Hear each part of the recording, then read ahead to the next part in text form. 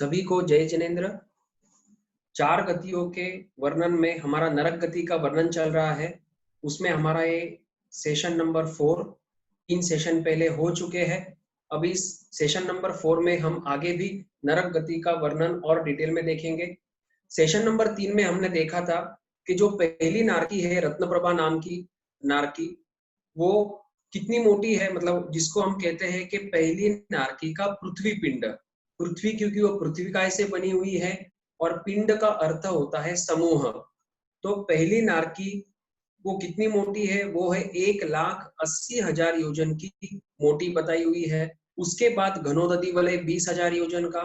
उसके बाद फिर घनवात वलय वो असंख्य योजन का। फिर तनुवात वलय वो भी असंख्य योजन का।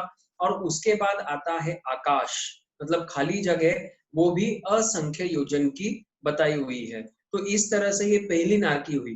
अब जो आकाश आया, आकाश के बाद क्या आएगा? तो आकाश के बाद दूसरी नारकी का पृथ्वी पिंड शुरू हो जाएगा। हम कहां पर बैठे हुए अभी? हम धरती पर बैठे हुए हैं। धरती का आकार क्या है? धरती का आकार थाली के समान गोल बताया हुआ है। हम पहली नारकी के छत के ऊपर बैठे हुए हैं।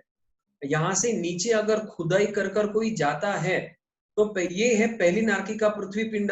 और नीचे अगर उतनी खुदाई करे तो नरक में भी पहुंच सकता है। ऐसा कभी संभव होगा नहीं कि इतना नीचे जाकर, इतने नीचे तक वो खुदाई करे, लेकिन एक कल्पना करने के लिए यहाँ से अगर कोई नीचे जावे तो वो पहली नारकी तक पहुंच सकता है। अब पहली नारकी का जो आकाश है, उस आकाश के बाद क्या आया हुआ है? उस आकाश के बाद दूसरी नारकी का पृथ्वी पिंड शुरू हो जाता है। अब पहली नारकी का पृथ्वी पिंड है 1,80,000 योजन। वैसे ही दूसरी नारकी का पृथ्वी पिंड, मतलब दूसरी नारकी की मोटाई या ऊंचाई या उसकी हाइट, वो कितनी है? वो है 1,32,000 योजन।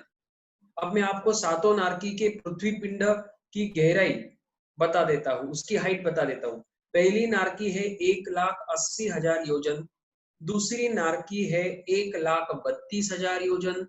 तीसरी नारकी है 1,28,000 योजन। चौथी नारकी है 1,20,000 योजन। पांचवी नारकी है 1,18,000 योजन। छठी नारकी है 1,16,000 योजन। और सातवीं नारकी का जो पृथ्वी पिंड है उसकी हाइट है 1,08,000 योजन। तो याद करने के लिए पहली नारकी हमने शुरू की 1,80,000 से, 1,80,000 योजन। कम करते करते हम 1,08,000 मतलब 1,08,000 योजन तक आए। 1,80,000 और 1,08,000 योजन, ठीक है। और योजन का अर्थ क्या है आपको पीछे बता दिया था।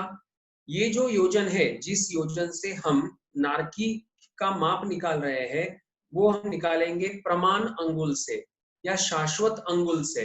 तो उसकी अपेक्षा से एक योजन का माप निकलता है लगभग 4,800 किलोमीटर। मतलब सातवीं नारकी जो 1,08,000 योजन की मोटी है या ऊंडी है या उसकी हाइट है 1,08,000 योजन की, अपने को अगर किलोमीटर में निकालना है तो हम क्या करेंगे? 1,08,000 इंटू 4,800 इज इक्वल टू, जो भी उत्तर आएगा वो किलोमीटर में आएगा।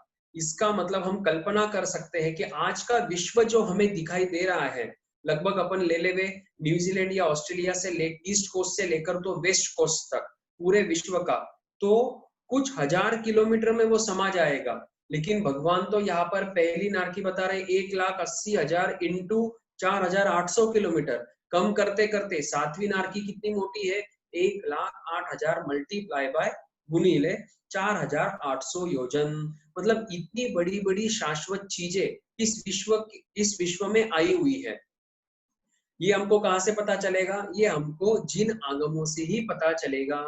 साइंस, विज्ञान या साइंटिस्ट, उनकी इतनी क्षमता नहीं है अभी कि इतनी गहराई तक वे पहुंच सके या 14 राज लोक का स्वरूप बता सके। हमको तो ये जिन वाणी और जिन आगमों से ही विदित होने वाला है। तो हमको जिन आगमों पर विश्वास रखकर ही हमारी साधना को आगे बढ़ाना है। ये आपको बता दिया 7 नारकी के पृथ्वी पिंड की साइज, मतलब वे कितने मोटे हैं। ये तो हो गया पृथ्वी पिंड। हमको तो 5 प्रकार होंगे, 5 अलग अलग वस्तु होंगे तो उसका एक सेट बनेगा। जैसे पृथ्वी पिंड, घनोदधि, घनवात, तनुवात और आकाश। तो पृथ्वी पिंड का तो आपको बता दिया 7 नारकी का। अब बाकी की जो नारकी है उसकी घनोदधि वलय कितनी है। तो पहली नारकी का घनोदधि वलय 20,000 योजन का है। दूसरी नारकी का भी घनोदधि वलय 20,000 योजन का है। तीसरी नारकी का भी 20,000 योजन का है। यावत मतलब चौथी, पांचवी, छठी, यावत सातवीं नारकी का, मतलब सातवीं नारकी तक जो भी घनोदधि वलय है सातों नारकी का, वो उसकी मोटाई कितनी है, उसकी मोटाई 20,000 योजन बताई गई है।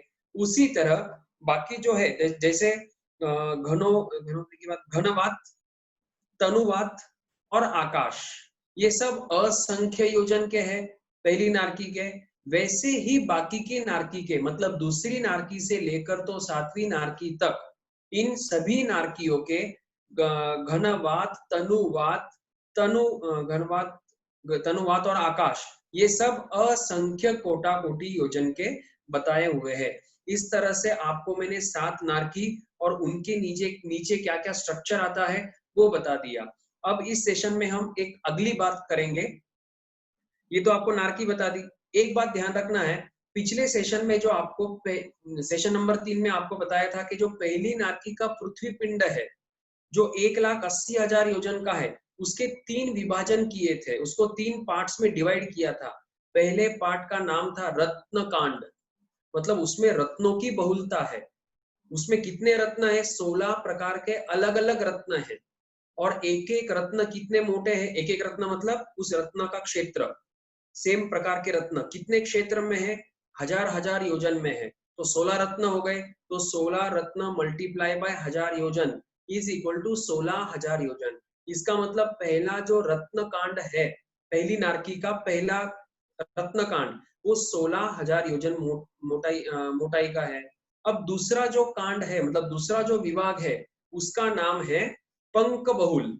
पंक मतलब कीचड़ और बहुल मतलब बहुलता, जहां पर कीचड़ की बहुलता है वो कितना मोटा है, वो है 84,000 योजन। ठीक है। और उसके बाद तीसरे नंबर का विभाग है, इसका नाम है अप बहुल। अप मतलब पानी, बहुल मतलब बहुलता, जहां पर पानी की बहुलता है। तो वो कितना मोटा है, वो है 84,000 योजन का। तो आप टोटल करेंगे 16,000 प्लस 80, तीसरा जो है वो है 80,000 योजन का, तीसरा वाला। तो आप जब टोटल करेंगे तो पहला है 16,000 योजन, दूसरा है 84,000 योजन, मतलब 1,00,000 योजन हो गया, और तीसरा होगा 80,000 योजन। तो टोटल कितना हो गया, 1,80,000 योजन। ये हमने पिछले सेशन में भी देखा था, अभी खाली रिवीजन कर लिया। ये तो हो गया पहली नारकी के विभाग। क्या इसी तरह दूसरे नारकी से लेकर सातवीं नरक के कोई विभाग है क्या? तो भगवान फरमाते हैं इस तरह के विभाग सिर्फ पहली नारकी के समझना, दूसरी नारकी के कोई विभाग नहीं है। वो अखंड 1,32,000 योजन का एक अखंड पृथ्वी पिंड है। उसी तरह तीसरी से लेकर सातवीं तक, मतलब दूसरी नारकी से लेकर सातवीं नारकी तक कोई प्रकार के विभाजन नहीं किए हुए हैं। ये 3 विभाजन खाली पहली नारकी के ही किए हुए हैं। अब आपको पहली नारकी से लेकर सातवीं नरक क्या है बता दिया। सातवीं नरक के नीचे घनोदधि, फिर घनवात, तनुवात और आकाश। फिर आकाश के बाद क्या है, मतलब आकाश के नीचे और क्या है? तो भगवान फरमाते हैं आकाश के नीचे अलोक है। पहले सेशन में हमने लोक और अलोक क्या है वो देखा था। तो तब बताया था कि जहां जहां पर धर्मास्तिकाएं है उसको लोक कहना, और जहां जहां पर धर्मास्तिकाएं नहीं है उसको अलोक कहना। धर्मास्तिकाएं मतलब जो चलने में सहायक बनता है, अधर्मास्तिकाएं मतलब जो रुकने में, ठहरने में सहायक बनता है। ये हमारा वर्णन जब या कोई छोटा सा थोकड़ा होगा उसमें अपन 6 द्रव्य जो है उसका वर्णन ले लेंगे, उसका विश्लेषण लेंगे। तो सातवीं नारकी का जो आकाश है उसके नीचे अलोक आया हुआ है। अलोक में क्या है, अलोक में कुछ भी नहीं है सिवाय आकाश। आकाश मतलब खाली जगह। तो आकाश तो हर जगह पे है, आकाश तो कोने कोने में है, आकाश हर जगह पे है, आकाश लोक में भी है और आकाश अलोक में भी है। तो अलोक में क्या है? अलोक में मात्र आकाश आया हुआ है, अलोक में अन्य कोई भी चीजें, पदार्थ या द्रव्य नहीं आए हुए, ऐसा पहले सेशन में भी आपको बता दिया था। अब इस सेशन में थोड़ा सा आगे बढ़ने में, अब ये जो पहली नारकी आपको बताई है, जो भी 7 नारकी बताई, उसकी अंदर की रचना कैसी है? पहली नारकी का पृथ्वी पिंड है 1,80,000 योजन का। तो उस 1,80,000 योजन के पृथ्वी पिंड में 13 प्रतर आए हुए हैं। कितने प्रतर आए हुए हैं? 13। प्रतर का अर्थ आप फ्लोर समझ सकते हैं। जैसे कल्पना करो कोई एक बिल्डिंग है और उस बिल्डिंग के 13 मंजिल है। कितने मंजिल है? 13 मंजिल है। तो पहली नारकी में 13 प्रतर आए हुए हैं। दूसरी नारकी में अब 2 कम कर देना, तो 13 में से 2 कम करेंगे तो 11 हो जाएंगे। तो दूसरी नारकी में 11 प्रतर, इसी से 2 2 2 कम करते जाना है। हम फिर से शुरुआत करेंगे। पहली नारकी में 13 प्रतर, दूसरी नारकी में 11 प्रतर, तीसरी नारकी में 9 प्रतर, चौथी नारकी में 7 प्रतर, पांचवी नारकी में 5 प्रतर, छठी नारकी में 3 प्रतर और सातवीं नारकी में 1। मतलब कोई वहां पर प्रतर आया हुआ नहीं, खाली एक रहेगा, एक ही प्रतर रहेगा, वहां पर कोई फ्लोर्स आए हुए नहीं है। मान लीजिए कि ग्राउंड फ्लोर है, ठीक है, तो वो होगा 1 प्रतर। अब 13 प्रतर अगर है, पहली नारकी के 13 प्रतर है, तो प्रतर का अर्थ यहाँ पर अपने को स्लैब समझना है। जैसे कोई बिल्डिंग है, उसका स्लैब होता है, तो स्लैब को अपन कहेंगे प्रतर। और 2 स्लैब्स के बीच में जो फ्लैट्स होते हैं या जो अंतर होता है, जहां पर मनुष्य रहते हैं फ्लैट्स के अंदर, तो फ्लैट कहां पर होता है? 2 स्लैब्स के बीच में फ्लैट होता है। तो उसी तरह हम प्रतर को स्लैब कहेंगे और 2 स्लैब के बीच में जो जगह है उसको आगमकारों ने अंतर कहा है। अंतर, तो अंतर किसको कहेंगे? जहां पर फ्लैट्स है या मनुष्य रहते उसको अपन अंतर कहेंगे। तो पहली नारकी में 13 प्रतर है, तो 13 प्रतर के अंदर गैप कितने रहेंगे, मतलब अंतर कितने रहेंगे? 13 प्रतर के अंदर 12 अंतर रहेंगे। अंतर मतलब उन 2 बीच के अंदर, 2 प्रतर के अंदर रही हुई जगह। जैसे मान लो कि ये मेरे 3, आपको सामने दिख रहा है वीडियो में, ये 3 अंगुलियां है, तो 3 अंगुलियों को 3 प्रतर समझ लो। पहला प्रतर, दूसरा प्रतर और तीसरा प्रतर। 3 प्रतरों के अंदर गैप कितने हैं? ये पहला गैप और ये दूसरा गैप।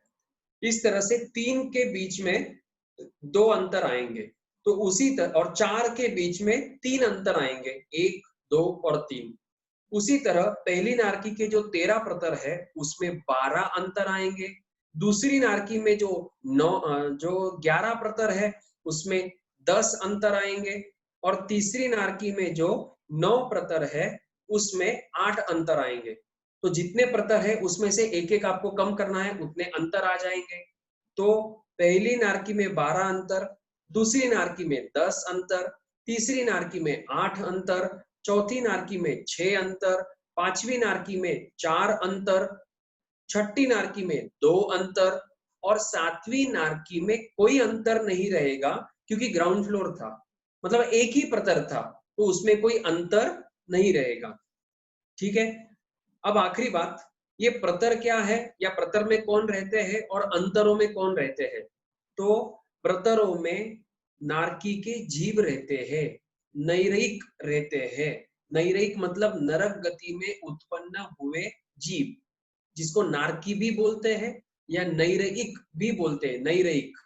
तो इन प्रतरों में, जैसे पहली नारकी के 13 प्रतर, उन प्रतरों में नरक गति के जीव रहते हैं। वो कैसे रहते हैं, कहां पर उत्पन्न होते हैं, हम अगले सेशन में देखेंगे। प्रतरों में नारकी के जीव रहते हैं और अंतरों में भवनपति के भवन आए हुए हैं। वापिस बताता हूं, प्रतर में नारकी के जीव रहते हैं और अंतर में भवनपति के भवन आए हुए हैं। ये तो खाली पहली नारकी का हुआ। अब दूसरी नारकी के जो प्रतर है उसमें नरक गति के जीव रहेंगे और अंतर में कोई देवता के भवन नहीं है। देवगति के भवन मतलब भवनपति के भवन मात्र पहली नारकी में ही आए हुए हैं, वो भी अंतरों में। ठीक है। और जो प्रतर आपको बताया पहली नारकी से लेकर 7वीं नरक के जो जो प्रतर बताए जैसे 13, 11, 9 आदि, उन प्रतरों में नरक गति के नारकी रहते हैं, नरक गति के जीव रहते हैं। ठीक है। अब ये प्रतर की मोटाई कितनी है, वे कितने मोटे हैं, भवनपति के भवन कैसे रहते हैं वहां पर, वो हम अगले सेशन में सेशन नंबर 5 में देखेंगे। ठीक है। अब ये हमारा 4 गति का वर्णन चल रहा है। हो सके जितना हम डिटेल लेने का प्रयत्न कर रहे हैं। इन पहले बोले जो गति 4 है, उन 4 गतियों के अलावा भी अन्य कोई वीडियो डालने के का प्रयास है, उसके भाव है। छोटे-छोटे विषय जैसे काल की गणना या क्षेत्र की गणना या पल्योपम और सागरोपम किसे कहना, उस तरह के छोटे-छोटे वीडियो भी डालने के भाव है। साथ ही साथ जैन ज्योग्राफी जिसको हम कहते हैं, जैसे जम्बू द्वीप है, अढ़ाई द्वीप है, वो भी डालने के भाव है। तो आप भाई-बहन, श्रावक-श्राविका ज़्यादा से ज़्यादा इस वीडियो को शेयर करें ताकि हम हमारे अन्य साधर्मिक भाई भी जिन वाणी का लाभ उठा सके। भगवान के वाणी के विरुद्ध कुछ भी कहा गया हो तो मिच्छामि दुक्कडम। सभी को जय जिनेन्द्र, खमत खामना।